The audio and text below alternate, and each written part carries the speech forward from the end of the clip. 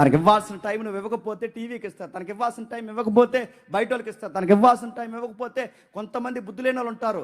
ఆ బుద్ధి లేని లేడు తెలుసా, వేరొక పురుషుడితో టైం పాస్ చేస్తారు. నేను మళ్ళీ చెప్తున్నాను, జాగ్రత్త. ఆడు తమ్ముడా చెత్త చెదారమా ఎవడైనా మళ్ళీ చెప్తాను, ఇంటికి రావడానికి వీల్లేదు. జాగ్రత్త. నీ టైం నీదే, నీ సమయం నీదే.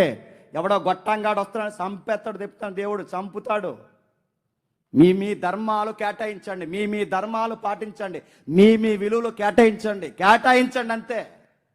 మీ శ్వాస ఎదుటోళ్ళు కూడా తగలడానికి వీల్లేదు, వాళ్ళ శ్వాస నీకు కూడా తగలడానికి వీల్లేదు. మీ ఒకరి శ్వాస ఒకరికి మాత్రమే అంకుతాం. మీ శరీరం మీద ఆయనకి హక్కు ఉంది, ఆమె శరీరం మీద ఈయనకి హక్కు ఉంది, ఈయన శరీరం మీద ఆమెకు హక్కు ఉంది.